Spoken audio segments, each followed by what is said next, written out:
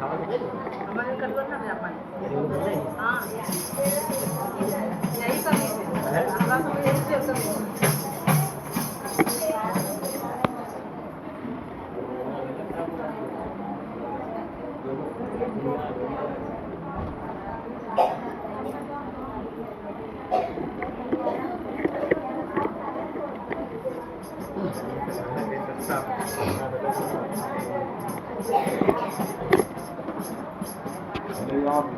पहले गुरु महाराज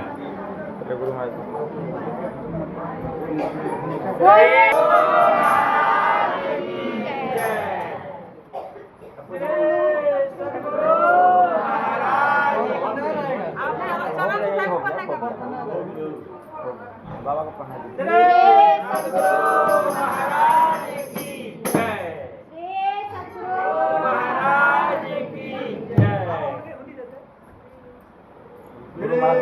सतगुरु महाराज को चढ़ा के तब सटा के महाराज को चढ़ा तब श्री सद्गुरु महाराज की जय।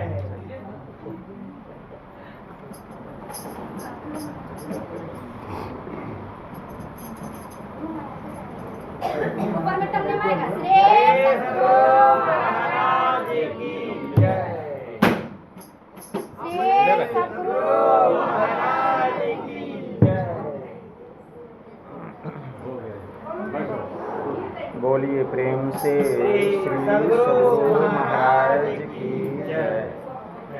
श्री सद्गुरु महाराज की जय। पूरा आवाज दीजिए, आवाज बहुत कम है। एक बार हम लोग आस्था और विश्वास के साथ बुलंद स्वर में गुरु महाराज का श्री जय घोष करें।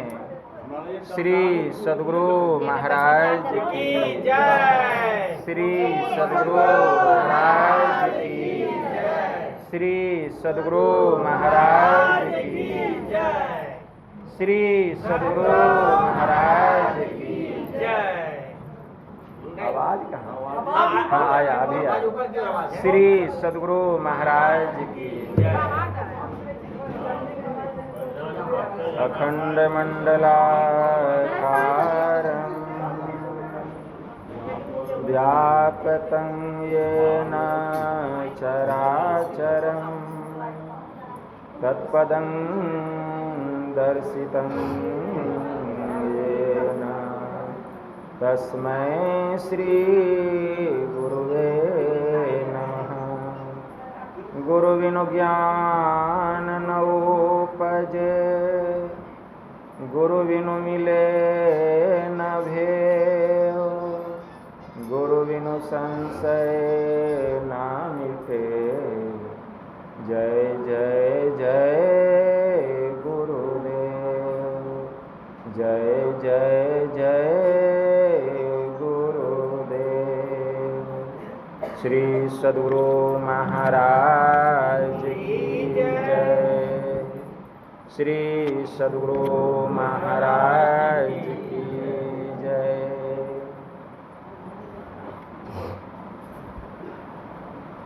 अव्यक्त रूप में परमाराध्य संत सद्गुरु महाराज के पावन कमल चरणों में बारंबार नमन। तीर्थों को भी पावन करने वाले वंदनीय साधु समाज के श्री चरणों में कोटि सह नमन। आदरणीय सत्संग प्रेमी गुरुजनों, भक्तिमती माताओं एवं धर्मशीला बहनों, आप लोगों को सर्वविदित हो चुका है कि यह संतमत सत्संग का आयोजन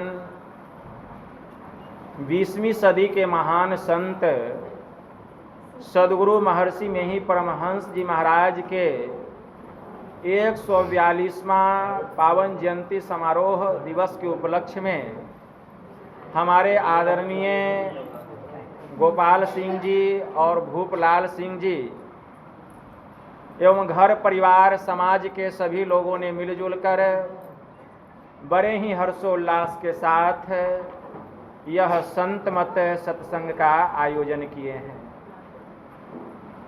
इस संतमत सत्संग के द्वारा ज्ञान योग युक्त एकमात्र ईश्वर भक्ति का संदेश दिया जाता है, उपदेश दिया जाता है।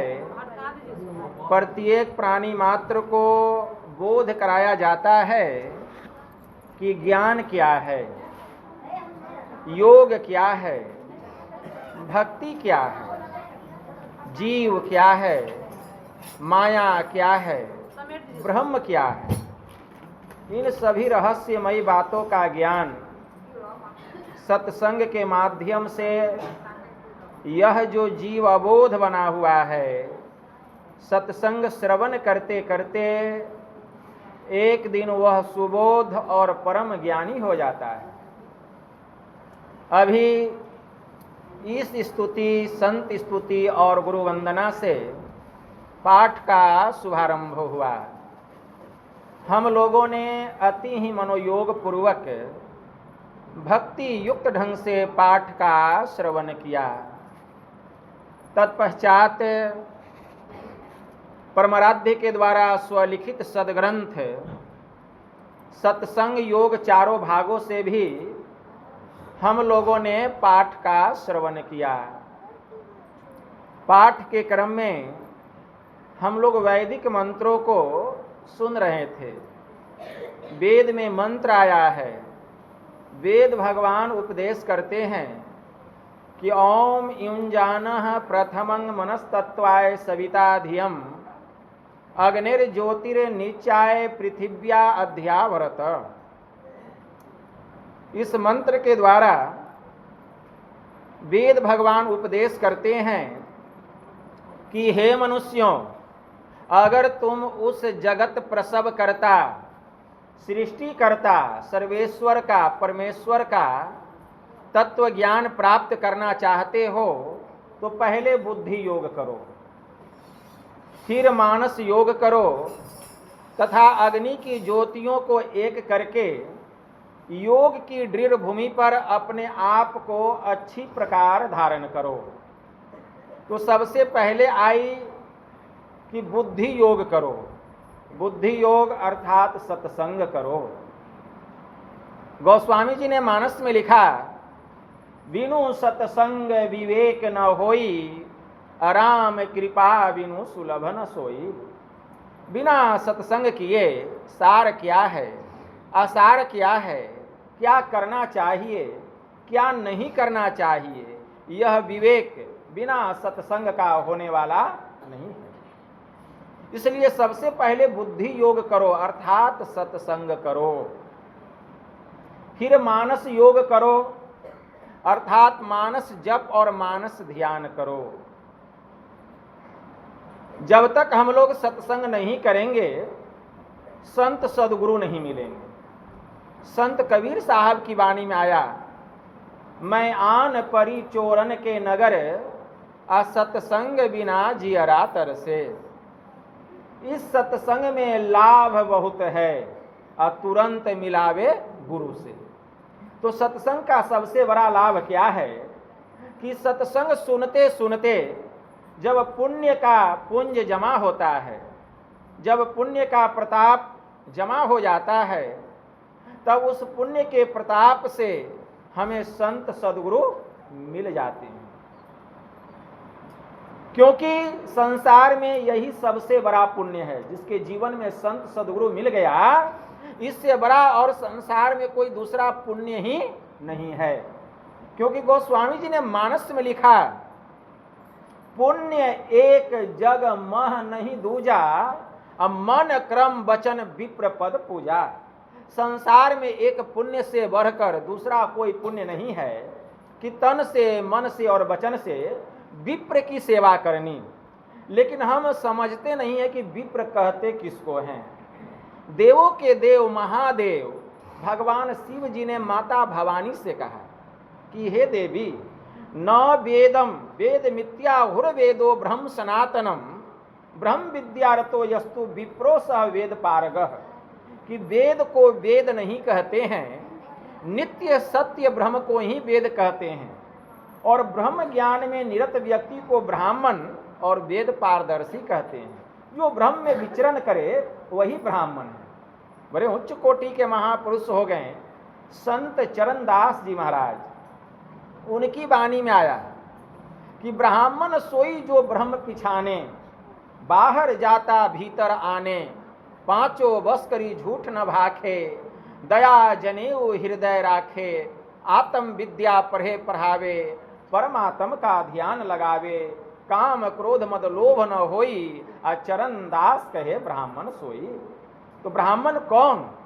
ब्राह्मण वही जिसने कि ब्रह्म को जान लिया, चाहे किसी भी जाति का हो, किसी भी देश का हो, किसी भी भेष का हो, किसी भी परिवेश का हो। यहाँ जाति पाति से कोई मतलब नहीं है। जाति पाति पूछे नहीं कोई, हरि को भजे सो हरि को होई। जे पहुँचे ते कही गए, तीन की एक ही बात, सब सयाने एक मत, तीन की एक ही जात। हम लोग स्वजाति हैं। बताइए परमात्मा किस जाति के हैं? गुरु नानक देव जी ने कहा, बड़ा सुंदर कहा, गुरु नानक देव जी महाराज की वाणी में आया, अलख अपार अगम अगोचरी, नातिसु काल न कर्मा, जाति अजाति अजोनी संभव, नातिसु भाव न भरमा, साचे सचियार बिटहूँ कुर्बानो, नातिसु रूप वर्णु नहीं रखिया, साचे शब्द निशानो, न तिसु मातु पिता सुत बंधप, न तिसु काम न नारी, अकूल निरंजन अपरम परो, सगली ज्योति तुम्हारी। घटी घटी अंतरी ब्रह्म लुकाइया, घटी घटी ज्योति सवाई, अब वज्र कपाट मुक्ते गुरमति, निर्भय तारी लाई। जंत उपाई कालू श्री जनता, बस गति जुवती सवाई, सतिगुरु से वहीं पदार्थ पावहीं, छुटही शब्द कमाई। सूचे भारे साचु समावे, अब बिरले सूचाचारी, तंते कोई परम तंतु मिलाइया, नानक सरनी तुम्हारी। अब आप ही बताइए वो कौन जाति का है परमात्मा? अपने को कोई कहते हैं हम ब्राह्मण हैं, कोई राजपूत हैं, कोई भूमिहार हैं, नाना प्रकार की जाति से हम अपना बोध करते हैं। लेकिन परमात्मा किस जाति के हैं? वर्ण के आधार पर जाति का बंटवारा हुआ, लेकिन वास्तव में जिस जाति के परमात्मा है उसी जाति के हम हैं। मतलब परमात्मा की कोई जाति नहीं, तो इस आत्मा की भी कोई जाति नहीं है। जो परमात्मा है वही आत्मा है, परमात्मा में और आत्मा में कोई अंतर नहीं है। संत कबीर साहब ने बड़ा अच्छा कहा, स्वरूप अखंडित व्यापी चेतनस्य चेतन, ऊंचे नीचे आगे पीछे दाहिने बाएं अनन्य, वरते वरा छोड़ते छोटा, मीही ते सब लेखा, सबके मध्य निरंतर वह साई, दृष्टि दृष्टि सो देखा, चाम चश्म सो नजरी न आवे, खोजू रूह के नैना, चुन चगुन वजुद न मानो, ते सुभा नमुना ऐना। जैसे ऐना सब दर्शावे, जो कुछ भेष बनावे, जो अनुमान करे साहब का, सो साहब दर्शावे। जाही रूह अल्लाह के भीतर, जाही रूह अल्लाह के भीतर, अते ही भीतर के खाई। अरे रूप अरूप हमारी आस है, हम तो दुनहु के साई, जो कोई रूह आपनी देखा, सो परमारथ को पेखा, कहे कबीर स्वरूप हमारा साहब का दिल देखा। तो जो अपनी आत्मा को जानता है वही परमात्मा को पहचानता है। तो परमात्मा को जानना है तो पहले अपने को जानिए कि को मैं आया कहाँ से, कित जाना कित सार, को मम जननी को मम पिता, या को कहिए विचार। इसलिए पहले अपने को जानना पड़ेगा। एक शायर ने बड़ा अच्छा कहा, इबादत है किसी नासाद को फिर साद कर देना, इबादत है किसी बर्बाद को फिर आबाद कर देना। यही सीखा है सागर हमने मुर्शिद के कदम को छूकर, अरे खुदा से हो अगर मिलना, पता खुद का लगा लेना। तो जब तक खुद का ज्ञान नहीं होगा खुदा की पहचान नहीं होगी। तो खुद का ज्ञान कैसे होगा? इसी के लिए संत सदगुरु के शरण में जाना पड़ेगा। खूब सत्संग करेंगे, सत्संग का पुण्य प्रताप जमा होगा, तो सत्संग के पुण्य के प्रताप से संत सदगुरु मिल जाएंगे। और जब संत सदगुरु मिलेंगे तब क्या करेंगे? वे हमें भक्ति करने की सदयुक्ति बतला देंगे। परम पूज्य शाही स्वामी जी महाराज की वाणी में आया, सत्संग बिना सोचो मानव, जग में वह ज्ञान कहाँ होगा। जिस ज्ञान की छाया में जाकर अपना कल्याण महा होगा। सत्संग में संत वचन रूपी ज्ञान की गंगा बहती है, इसमें अवगाहन यदि न किया तो सतपथ का ज्ञान कहाँ होगा। मुक्ति का मार्ग भक्ति है, मुक्ति का मार्ग भक्ति है। और जो जुक्ति बिना नहीं होती, और जुक्ति से यदि भक्ति न किया तो भव से त्राण कहाँ होगा। तो मुक्ति का मार्ग क्या है? भक्ति। लेकिन भक्ति करने के लिए जुक्ति चाहिए। अगर जुक्ति जाने बिना भक्ति करेंगे तो संसार रूपी सागर से छुटकारा मिलने वाला नहीं है। तो जुक्ति कौन बतलाएंगे भक्ति करने के? संत सद्गुरु। तो संत सद्गुरु हमें सदजुक्ति बतला देते हैं। क्या बतलाते हैं? ईश्वर की भक्ति करने की, ईश्वर की भक्ति करने की सदजुक्ति बतला देते हैं। वास्तव में ईश्वर की भक्ति क्या है? ईश्वर की भक्ति क्या है? जिस क्रिया विशेष विधि के द्वारा, जिस क्रिया विशेष विधि के द्वारा जीवात्मा के ऊपर जो त्रयमायिक आवरण है, इस आवरण से जीव को छुटकारा मिल जाए और यह जीवात्मा परमात्मा में मिलकर एक में एक हो जाए, उसी क्रिया विशेष विधि को हम ईश्वर की भक्ति कहते हैं। उसी क्रिया विशेष विधि को ईश्वर की भक्ति कहते हैं। और वह क्रिया विशेष विधि क्या है? तो हमारे परमाराध्य सिद्धांत में कहने की कृपा किए कि वह क्रिया विशेष विधि है मानस जप, मानस ध्यान, दृष्टि साधन और सुरत शब्द योग द्वारा सर्वेश्वर की भक्ति करके अंधकार, प्रकाश और शब्द के प्राकृतिक तीनों पर्दों से पार जाना और सर्वेश्वर से एकता का ज्ञान प्राप्त करके मोक्ष पा लेने का मनुष्य मात्र अधिकारी है। यही वह सदजुक्ति है ईश्वर की भक्ति करने, यही सदजुक्ति है। इसीलिए वेद भगवान का उपदेश है कि मानस योग करो। जब संत सद्गुरु मिल जाएंगे तो मानस योग और अग्नि की ज्योतियों को एक करने की सदजुक्ति बतला देंगे। इसलिए पहले बुद्धि योग करो, फिर मानस योग करो, फिर अग्नि की ज्योतियों को एक करके योग की दृढ़ भूमि पर अपने आप को अच्छी प्रकार धारण करो। योग की दृढ़ भूमि किसको कहा गया? जहां अग्नि की ज्योतियों को एक करना है। अग्नि की ज्योति किसे कहा गया? योग की दृढ़ भूमि किसको कहा गया? हमारी आंख से निकलने वाली जो दृष्टि की धार है, इसी को अग्नि की ज्योति कहा गया। हमारी आंख से निकलने वाली जो दृष्टि की धार है, इसी को अग्नि की ज्योति कहा गया। इसको कहाँ एक करना है? योग की दृढ़ भूमि पर। योग की दृढ़ भूमि कहाँ है? एक बार अत्रि ऋषि की कुटिया में याज्ञवल्क्य जी महाराज पधारे। जब याज्ञवल्क्य जी महाराज पधारे तो अत्रि ऋषि जिज्ञासा करते हैं कि हे याज्ञवल्क्य जी महाराज, मैं जानना चाहता हूं कि वह जो अनंत और अव्यक्त आत्मा है उसको हम कैसे जानें। वह जो अनंत और अव्यक्त आत्मा है उसको हम कैसे जानें। तो याज्ञवल्क्य जी महाराज कहते हैं कि हे अत्रि ऋषि, वह जो अनंत और अव्यक्त आत्मा है वह अविमुक्त में प्रतिष्ठित है। वह कहाँ प्रतिष्ठित है? अविमुक्त में। पुनः अत्रि ऋषि जिज्ञासा करते हैं, हे याज्ञवल्क्य जी महाराज, मैं जानना चाहता हूं कि वह अविमुक्त कहाँ प्रतिष्ठित है। पुनः याज्ञवल्क्य जी महाराज कहते हैं कि हे अत्रि ऋषि, वह जो अविमुक्त है वह वरुणा और नासी के बीच में प्रतिष्ठित है। वह जो अविमुक्त है वरुणा और नासी के बीच में प्रतिष्ठित है। पुनः अत्रि ऋषि जिज्ञासा करते हैं, हे याज्ञवल्क्य जी महाराज, मैं जानना चाहता हूं कि वरुणा और नासी क्या है। पुनः याज्ञवल्क्य जी महाराज जिज्ञासा का समाधान करते हुए कहते हैं कि हे अत्रि ऋषि, जो समस्त इंद्रिय दोषों को दूर करता है उसको वरुणा कहते हैं।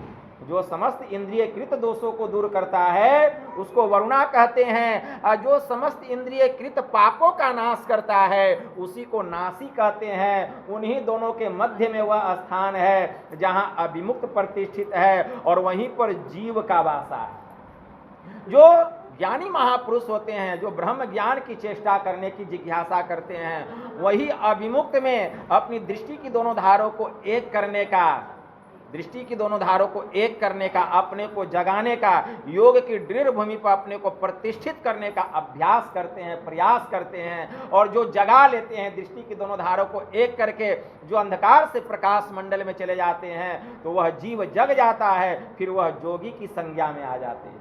उसी को हम जोगी कहते हैं। वे जोगी की श्रेणी में आ जाते हैं।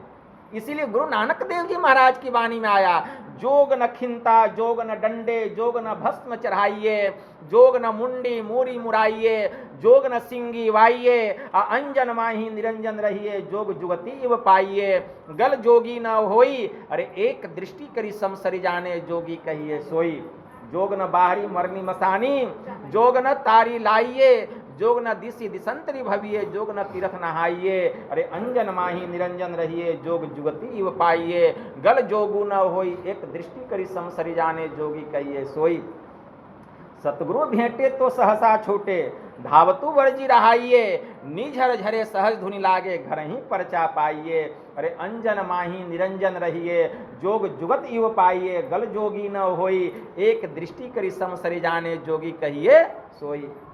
गुरु नानक देव जी महाराज की वाणी में आया, नानक जीवतिया मरी रहिए, ऐसा जोग कमाइए, नानक जीवतिया मरी रहिए, ऐसा जोग कमाइए, बाजा बाजही सिंगी बाजे, निर्भव पद पाइए, अरे अंजन माही निरंजन रहिए, जोग जुगत इव पाइए, गल जोगी न होई, एक दृष्टि करी समसरि जाने, जोगी कहिए सोई। जोगी कौन? कहते हैं जोग न खिंता, गुदरी पहन लिया जोगी हो गया, वह जोगी नहीं। जोग न डंडे, हाथ में डंडा ले लिया जोगी हो गया। जोग न भस्म चढ़ाइए, शरीर पर भभूत लगा लिया जोगी हो गया। जोग न मुंडी मूरी मुराइए, बाल दाढ़ी मुरा लिया और मेरे जैसा कपड़ा पहन लिया उजला, तो क्या जोगी हो गया? और बाल दाढ़ी बढ़ा लिया, गेरुआ कपड़ा पहन लिया, क्या जोगी हो गया? वह जोगी नहीं। तब अंजन माही निरंजन रहिए। अंजन का अर्थ होता है माया और निरंजन का अर्थ होता है ब्रह्म परमात्मा। जो संसार रूपी माया में रहकर जिसने उस निरंजन परमात्मा को जान लिया, पहचान लिया, वह जोगी है। कैसे? तो गल जोगी न होई, घर घर गप मारने वाला जोगी नहीं कि घर घर जाके गप मार रहा है, वह जोगी नहीं। गल जोगु न होई, एक दृष्टि करी समसरि जाने, जोगी कहिए सोई। जिसने योगिक क्रिया के द्वारा दृष्टि के दोनों धारों को एक करके एक बिंदुता को प्राप्त कर लिया, जो अंधकार से प्रकाश मंडल में चला गया, वही जोगी, वही जोगी है और कोई दूसरा जोगी नहीं। तो यह कैसे होगा? जबकि हम योग करेंगे, योग की दृढ़ भूमि पर अपने दृष्टि की दोनों धारों को अस्थिर करेंगे। इसका भेद कौन बतलाएंगे, मर्म कौन बतलाएंगे? संत सदगुरु बतलाएंगे। इसलिए भगवान महायोगेश्वर श्री कृष्ण ने श्रीमद् भगवत गीता में अर्जुन से कहा कि हे अर्जुन, तद्विधि प्राणिपातेन परिप्रश्नेन सेवया उपदेशयन्ति ते ज्ञानम अज्ञानिन अस्वतत्वदर्शिनः। कि हे अर्जुन, तत्वदर्शी महापुरुषों के शरण में जा, उनको दंडवत प्रणाम कर, कुछ दिनों तक उनकी चाकरी कर, खिदमत कर, गुलामी कर, नौकरी कर। जब तेरी चाकरी से वे प्रसन्न हो जाएंगे तब वे तुझे ब्रह्म ज्ञान का रहस्य बतलाएंगे, आत्मज्ञान का भेद बतलाएंगे। और उस ज्ञान को जानकर जब तू ध्यान करेगा तो पहले तुझे अपने स्वरूप का ज्ञान होगा, तदंतर मेरे स्वरूप की पहचान होगी, तो संसार के सारे दुखों से छूट जाएगा, तेरा परम कल्याण हो जाएगा। हे अर्जुन, सर्वधर्मान परित्यज्य मामेकं शरणं व्रज, अहम त्वा सर्व पापेभ्यो मोक्षयिष्यामि मा शुचः। कि हे अर्जुन, मैं तुझे सत्य कहता हूँ, तू इंद्रियकृत सभी धर्मों को छोड़, चेतन की धाराओं को समेट और समेट कर केंद्र पर केंद्रित कर। मैं तुझे सारे पापों से मुक्त न कर दूं, तब तू मुझे कहना। मैंने तेरा उद्धार न कर दिया, तब तू मुझे कहना। भगवान का आवाहन है। लेकिन इसके लिए एक ईश्वर विश्वासी बनना पड़ेगा, एक ईश्वर की भक्ति करना पड़ेगा, गुरु से जुक्ति जानकर। हम लोग बहुदेव उपासी बने हुए हैं, व्यभिचारिणी भक्त में लगे हुए हैं। एक ईश्वर की भक्ति। भगवान महायोगेश्वर श्री कृष्ण ने अर्जुन से कहा, श्रीमद् भगवत गीता में मंत्र आया, यान्ति देवव्रता देवानपि त्रियान्ति पितृव्रता भूतानि यान्ति भूतेज्या मद्या जिनोपि माम। कि हे अर्जुन, देवताओं को पूजने वाले देवताओं के पास, पितरों की पूजा करने वाले पितरों के पास, गंधर्वों की पूजा करने वाले गंधर्वों के पास, या भूतों की पूजा करने वाले भूतों के पास, और मेरी भक्ति करने वाले सीधे मेरे पास आते हैं। इसलिए अर्जुन, तू भक्त बन, मेरा भक्त बन, मैं तेरा उद्धार कर दूंगा। तो भगवान का भी आवाहन है एक ईश्वर की भक्ति करने के लिए। हमारे गुरु महाराज भी कहते हैं कि एक ईश्वर की भक्ति करो, एक सर्वेश्वर पर ही अचल विश्वास, पूर्ण भरोसा तथा अपने अंतर में ही उनकी प्राप्ति का दृढ़ निश्चय रखना। सदगुरु की निष्कपट सेवा, सत्संग और दृढ़ ध्यानाभ्यास, इन पांचों को मोक्ष का कारण समझना चाहिए। गुरु महाराज का उद्घोष है। तो यही वेद भगवान प्रथम मंत्र के द्वारा यह हम लोगों को उपदेश कर रहे हैं। इसके बाद दूसरा मंत्र आया है, वेद भगवान उपदेश करते हैं, ओम युक्त्वाय सविता देवां सवर्यतो धिया दिवम बृहज्योतिः करिष्यतः सविता प्रसूवातितान। इस मंत्र के द्वारा वेद भगवान उपदेश करते हैं कि हे योगाभ्यास सीखने वाले मनुष्यों, सच्चे सदगुरु के द्वारा ही योग का भेद जानकर तुम अपने भीतर की महान दिव्य ज्योतियां और दिव्य गुण युक्त अनाहत नाद दोनों को प्राप्त करो। और वह संत सदगुरु जिनसे इस योग का भेद जानना चाहिए, भक्ति की जुक्ति जाननी चाहिए, इसके लिए निमित्त ईश्वर से इस प्रकार की प्रार्थना करो कि हे जगत प्रसव करता ईश्वर, आप ऐसे विद्वानों को, ऐसे संत सदगुरु को इस धराधाम पर भेजें जिनसे हम ब्रह्म ज्ञान का उपदेश जानकर हम अपने भीतर की महान दिव्य ज्योतियां और दिव्य गुण युक्त अनाहत नाद दोनों को प्राप्त करें और आप सुख स्वरूप परमात्मा को जान सकें, आपको पहचान सकें। वेद भगवान का उपदेश है, इसके लिए ऐसे संतों के शरण में जाना पड़ेगा, ब्रह्म ज्ञानी महापुरुषों के शरण में जाना पड़ेगा। वे ब्रह्म ज्ञानी महापुरुष कैसे होते हैं? जैसे हंसों में एक राजहंस होता है, हंसों में एक राजहंस होता है, मान सरोवर में पाया जाता है। अगर उसके सामने दूध में पानी मिला करके रख दिया जाए तो दूध को पी लेता है और पानी को छोड़ देता है। वैसे ही कोई परमहंस योगी होते हैं, जोगियों में कोई परमहंस योगी होते हैं, वे सार को ग्रहण कर लेते हैं, आसार को छोड़ देते हैं। ऐसे परमहंस योगी के शरण में जाना पड़ेगा और ऐसे परमहंस योगी हमारे संत सदगुरु महर्षि में ही परमहंस जी महाराज हैं। इसीलिए वेद में तीसरा मंत्र आया है, वेद में तीसरा मंत्र, ओम प्रहंसा संस्त्रीपला वग्नो मक्षा माद अस्तंग वृषगना अयासुह अंघोषिनम पवमानम सौखायो दुर्मर्षम बानम प्रवदंती साकम। इस मंत्र के द्वारा वेद भगवान इस देह में बसने वाले कांति स्वरूप आत्मा को उपदेश करते हैं कि हे जीवात्माओं, जो उत्तम और अचल समाधि के साधक होते हैं, जिन्होंने कि त्रिगुणादिकों को पार करके दूध में मिले हुए जल को हंस के पृथक पृथक करने के सामर्थ्य की तरह सत्यासत्य निर्णय करने में जो परमहंस योगी हैं, जो अत्यंत तेज से युक्त होकर सब देहों में एक समान ईश्वर के सर्वव्यापक और रमणीय अनाहत नाद को प्राप्त करने का लक्ष्य करके अपने भीतर में अप्रकट रूप से उस सोम रस को अपने भीतर में अप्रकट रूप से उस सोम रस को जो योगाभ्यास द्वारा प्राप्त करते हैं, आप सब भी उसका अनुकरण करें। वह सोम रस क्या है? वह अमृत क्या है? वह अमृत है ब्रह्म ज्योति और ब्रह्मनाद। जो परमहंस योगी होते हैं उस सोम रस को अपने भीतर में पान करते हैं। इसीलिए कहा गया, अमृत है सब बातों की बात, अमृत है संतों के पास, दरिया अगम नाम अनंत, जाको पी पी अमर भय संत। तो ऐसे परमहंस योगी के शरण में जाना पड़ेगा, अनुकरण करना पड़ेगा, तब यह अमृत हमको भी प्राप्त होगा। और नहीं तो कहीं मिल गया गुरु कैसा, गुरु कैसा, गुरु तो बहुत तक फिरे, दीक्षा हमरी लेहू, आके डूबे आके उबरे टका पर घनी देहू। गुरुआ तो घर घर फिरे, आ कोरी केर 50, आ राम नाम बेच के आ करे शीश के आस। अंधरा गुरु अब बता है चेला, आ दोनों नरक में ठेलम ठेला। हरई शीश धन शोक न हरई, आ सो गुरु घोर नरक में पड़ई। गुरुआ तो मने मन सोचत है चलवा से कछु लेव, आ चलवा मने मन गाजत है एको टका न दे। तो ऐसा गुरु और चेला मिल गया तो काम चलने वाला नहीं है। तब तो गुरु जयबे करेगा नरक में, हम भी नरक में जाएंगे, ठीक है ना। इसलिए सावधान, ऐसा परमहंस योगी होना चाहिए। ऐसे संतों के शरण में जाकर हमें सद्युक्ति ग्रहण करके एक ईश्वर की भक्ति करनी चाहिए, ध्यान करना चाहिए। ध्यान में बड़ा बल है। अभी ध्यान बिंदु उपनिषद से भी पाठ हुआ, मैं सुन रहा था कि पाठ हो रहा था, यदि शैल समंग पापं विस्तीर्णं बहु योजनम भिद्यते ध्यान योगेन नान्यो भेदः कदाचन।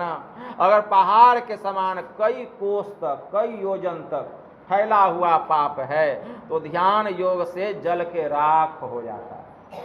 ध्यान योग के अलावा पापों का नाश करने वाला आज तक न कोई दूसरा उपाय हुआ था। न हुआ है और न भविष्य में होने वाला है। बस ध्यान योग। एक राजा था, बड़ा आध्यात्मिक राजा था। एक दिन वो अपने महल से बाहर निकला और बाहर निकलकर चबूतरे पर बैठ गया। तभी उधर से एक सिद्ध महापुरुष आ रहे थे। तो राजा साहब उनको चरण छू के प्रणाम करते हैं, दंडवत प्रणाम करते हैं। और राजा साहब कहते हैं कि हे महात्मन, मैं जानना चाहता हूं कि मैं मरने के बाद कहां जाऊं।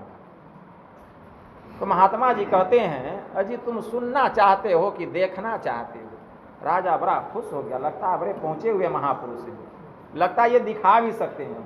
मन में तो सुनने की इच्छा थी, अब जब दिखा सकते हैं तो देखिए ले।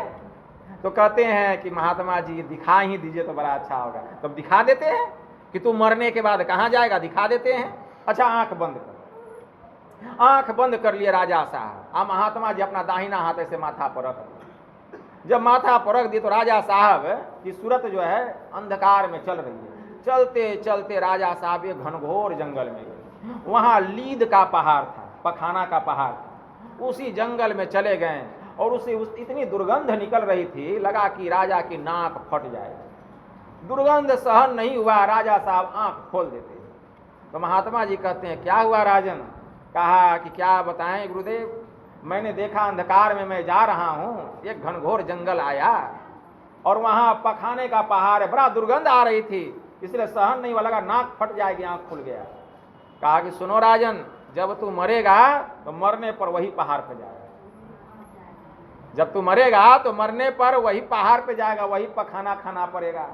अब राजा साहब बड़ा परेशान, महात्मा जी का चरण पकड़ लिए, कहा कि हे महात्मन, आप तो सिद्ध महात्मा हैं, आप कोई उपाय बताइए जिससे हमें इस दुख से छुटकारा मिले, इस पाप से छुटकारा मिले। महात्मा जी कहते नहीं राजन, ये तुम्हारा किया हुआ कर्म है, जैसा करेगा वैसा भरेगा, जैसा बोएगा वैसा काटेगा। तुम्हारा बोया हुआ कर्म है, काटना पड़ेगा, फल भोगना पड़ेगा। सबको अपने किए हुए कर्मों का फल भोगना पड़ता है। अब राजा साहब इतना गिड़गिड़ाए, महात्मा जी को दया आ गई। महात्मा जी कहते अच्छा सुनो, एक उपाय है, तुम अभी चले जाओ अपने राजमहल, कल जब सुबह हो तो अपने घोड़े पर सवार होकर तुम्हारा जो पुरोहित है, अपने पुरोहित के घर चले जाना। पुरोहित के घर की जो एक जवान लड़की है, बेटी है, बड़ी बेटी है, उसके घोड़े पर बिठा लेना, उठा के, जैसे कोई डाकू बैठाता है, और ले करके आना अपने महल में, बेटी के जैसा उसको रखना, बेटी के जैसा रखना, और 8 दिन तक रखना, ठीक है ना। और 8वां दिन जब आएगा तो जैसे कोई बाप अपनी बेटी को विदा करता है, उसी तरह उस लड़की को तुम उसके घर विदा कर देना, और फिर सांझ के समय 8वें दिन मैं यहीं पर तुमको मिलूंगा, यही काम करना। जाओ अभी राजमहल। राजा साहब चले गए। महात्मा जी कह दिए, इससे तुम्हारी पूरी निंदा होगी, जितना तुम्हारी निंदा होगी उतना तुम्हारा पाप साफ होगा, जितना लोग तुम्हारी निंदा करेंगे उतना पाप साफ होगा। अब महात्मा जी चले गए और राजा साहब गए। जब सुबह हुआ, घोड़े पर सवार हुए, चले पुरोहित के घर, जवान लड़की को उठाया, बैठाया घोड़े पर डकैत के जैसा। सब लोग देख रहे हैं, सब लोग थू थू कर रहे हैं राजा को, ठीक है ना। और घोड़े पर बिठा करके, किसी में हिम्मत नहीं है, राजा है, किसमें हिम्मत है बोलने की। राजा साहब बैठा करके लाए लड़की को और एक कमरे में दे दिए, बेटी के जैसा उसको रखने लगे। कमरे में सब सुख सुविधा दे दी, ठीक है। और इधर राजा की खूब निंदा होने लगी, कैसा पापी राजा है, कैसा दुराचारी राजा है, अपनी पुरोहित की जवान लड़की को उठा करके लेके गया। लगता है कि बुढ़ापे में इसका बुद्धि सठिया गया है। खूब निंदा हुई राजा की, खूब गाली गलौज, लोग क्या क्या नहीं बके, अनाप शनाप, जो जितना बोला, जितना निंदा किया, कहा नहीं जा सकता। बहुत लोग तो क्या ऐसे राजा को सूली पर चढ़ा देना चाहिए, बहुत निंदा हुई। जब 8वां दिन हुआ तो राजा साहब उस लड़की को एकदम पालकी मंगा करके, उसमें सवार करके, एकदम फौज पलटन के साथ बहुत सारा सामान देकर उसके घर विदा कर दी। अब बाप माँ को तो चिंता हो ही जाता है। माँ बाप पूछने लगे, बेटी राजा ने तुम्हारे साथ में कोई मतलब अनैतिक कर्म तो नहीं किया? कहा पिताजी, आप इतने वर्षों से राजा के पुरोहित हैं, आप नहीं जानते हैं कि हमारे राजा साहब कितने धर्म आध्यात्मिक प्रवृत्ति के हैं। अरे वे तो बड़े धर्मात्मा हैं, बड़े पुण्यात्मा राजा हैं, उन्होंने हमारे तरफ को दृष्टि से देखा तक नहीं, हाथ लगाना तो बहुत दूर की बात है। माता पिता को विश्वास हुआ। जब माता पिता को विश्वास हो गया तो माता पिता भी निश्चिंत हो गए। इधर शाम हुआ, राजा साहब महल के बाहर आके बैठे हैं, महात्मा जी का इंतजार कर रहे हैं। महात्मा जी उधर से आ रहे हैं, अपना मौज में मस्त में मस्तानी चाल से आ रहे हैं। जैसे आए महात्मा जी का चरण छू के प्रणाम करते हैं, कहते हैं कि गुरुदेव जैसा आपने कहा मैंने वैसा ही किया, अब बताइए कि अब हम मरने के बाद कहाँ जाएं। कहा ठीक है, आंख बंद करो।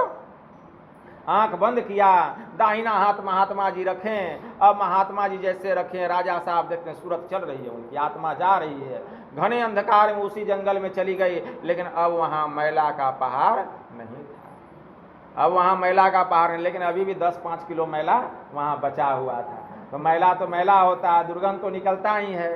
राजा साहब को दुर्गंध आया, आँख खोल दिए, कहते हैं कि हे गुरुदेव अब तो मैला का पहाड़ नहीं है, लेकिन अभी भी 10-5 किलो मैला बचा हुआ है। तो महात्मा जी कहते हैं राजन यह तुम्हारा मूलधन है, यह तुम्हारा मूलधन है। जितना इंटरेस्ट सूद ब्याज था सब खत्म हो गया, वो तो भोगना पड़ेगा, वो तो भोगना ही पड़ेगा। लेकिन सुनो राजन, तुमने जो पुरोहित की लड़की को उठा करके अपने राजमहल में लाया, तुम्हारी खूब निंदा हुई, खूब शिकायत हुई, क्या क्या लोग नहीं बके। और जितना लोग तुम्हारी निंदा किए, तुम्हारा पाप रूपी मैला जो है उसके खाते में चला गया। कोई 10 किलो तो कोई 20 किलो तो कोई 50 किलो, जो जितना अधिक तुम्हारी निंदा किया, गाली गलौज किया, उसके भाग में तुम्हारा उतना अधिक पाप चला गया। लेकिन तुम्हारे राज्य में एक सज्जन व्यक्ति रहता था, नित्य प्रतिदिन ध्यान सत्संग करता था, उसने तुम्हारी कोई निंदा नहीं की। अगर वह भी तुम्हारी निंदा करता तो यह मूलधन भी साफ हो जाता। लेकिन वह यही कहता परमात्मा जो करते हैं अच्छा करते हैं, भले के लिए करते हैं। वो किसी की बात पर ध्यान नहीं देता, एकदम शांत होकर के ध्यान भजन करता। कौन क्या कर रहा है नहीं कर रहा है इससे उसको कोई लेना देना नहीं था। अब तो महात्मा जी जब कहें जाने लगे, फिर गिराने लगा महात्मा जी का चरण पकड़ के राजा। जब गिराने लगे तो महात्मा होते, संत दयालु होते हैं। कहा गया संत चित नवनीत समाना, कहा कभी न पे कहीं न जाना, निज परिताप द्रवई नवनीता, पर दुख हेतु संत सुपुनीता। कि संत जो होते हैं, एक कवि ने बड़ा अच्छा कहा कि संत का हृदय मक्खन के जैसा मुलायम होता है। तो गोस्वामी जी ने कहा कि कवि ने तो कह दिया लेकिन कहने की कला नहीं जानी। अरे संत का हृदय मक्खन के जैसा नहीं, मक्खन तो अपने ताप से पिघलता है, मक्खन अपनी गर्मी से पिघलता है। लेकिन निज परिताप दरवई नवनीता, अस्पर हित हेतु संत सुपनीता। लेकिन संत जो होते हैं दूसरे के दुख को देखकर, दूसरे के ताप को देख करके पिघल जाते हैं, ऐसे होते हैं संत। इसलिए संत की तुलना मक्खन से नहीं की जा सकती, वे मक्खन से भी मुलायम होते हैं, मक्खन से भी मुलायम। अब संत को दया आ गई, दया आ गई। सुनो राजन, एक उपाय है, एक उपाय है। क्या? तो मैं तुमको सदयुक्ति बतला देता हूँ, ब्रह्म विद्या बतला देता हूँ। ब्रह्म विद्या बतला दिए महात्मा जी, और कहें कि जो मैंने युक्ति बतलाया है तुम ध्यान करो। राजा साहब ध्यान करने लग गए, ध्यान करने लग गए। ध्यान करते करते गुरु की कृपा हो गई, ईश्वर की कृपा हो गई। राजा की दृष्टि की दोनों धार सुषुम्ना में जाकर के टिक गई, अंधकार का मंडल फटा। पाप ही नहीं, जन्म जन्मांतर का किया हुआ सब पाप ताप संताप सब जल के राख हो गए। राजा अंधकार से प्रकाश मंडल में चले गए। राजा की गति ऊंची हो गई, राजा की गति ऊंची हो गई, राजा की गति ऊंची हो गई। और महात्मा जी भी अपना चल दिए। इसीलिए अगर पाप से छूटना चाहते तो एक ही उपाय है, वह है ध्यान योग। इसीलिए मंत्र आया है। क्या मंत्र आया है? तपेद वर्ष सहस्त्राणी एक पाद स्थितो नरः, एकस्य ध्यान योगस्य कलाम नारहंति षोडशीम। अगर एक पैर पर खड़ा होकर कोई 1000 वर्ष तक तप करता है, उस तप का फल सुषुम्ना ध्यान के 16वें अंश में से एक अंश के बराबर नहीं है। ब्रह्म हत्या सहस्त्राणी भ्रूण हत्या सतानी च एतानी ध्यान योगस्य दहत्य अग्निरिवेंधनम। जैसे जलावन ईंधन लकड़ी को जला करके राख कर देता है, वैसे ही यह ध्यान योग हजारों ब्रह्म हत्या और सैकड़ों भ्रूण हत्या जैसे महापापों को जला करके राख कर देता है। तो आज गुरु महाराज की जयंती है, 20वीं सदी के महान संत सदगुरु महर्षि में ही परमहंस जी महाराज का आज अवतरण दिवस है। आज के ही दिन इस वसुंधरा पर, इस अवितल पर, इस भूतल पर हमारे गुरु महाराज आए। अगर हम चाहते हैं कि यह जयंती मनाना सार्थक हो जाए तो उनके आदेश और उपदेश को हम अपने जीवन में उतारें तो हमारा यह जयंती मनाना सार्थक होगा। समय का अभाव है, यही थोड़ा सा मैं आप लोगों की सेवा में कहा। बस इतना ही कहकर गुरु महाराज के श्री चरणों में प्रेम पुष्प समर्पित करते हुए मैं अपनी वाणी को यहीं विराम देता हूँ। बोलिए प्रेम से श्री सद्गुरु महाराज की जय। और कल 1 तारीख है, 1 तारीख को संतमत सत्संग मंदिर गणेशपुर तिनपुलिया में गुरु महाराज की जयंती 1 बजे से मनाई जाएगी। आप लोग अधिक से अधिक संख्या में आएंगे, सत्संग से लाभ उठाएंगे और इस तरह का प्रवचन फिर सुनने का आप लोगों को अवसर मिलेगा। बोलिए प्रेम से श्री सद्गुरु महाराज। कौन कौन आएंगे हाथ उठाइए, कल हाथ उठाइए, कौन कौन आएंगे? नहीं, झूठ नहीं तो आना भी है ना। श्री सद्गुरु महाराज की जय। हाँ ठीक है, आइए, चलिए अब आरती होगा, ठीक है। मोदी नगर में 3 तारीख को, पर्वती में 5 तारीख को, ऐसा सब जगह एक दिन मनाया जाए, सब लोग एक जगह जुट जाए।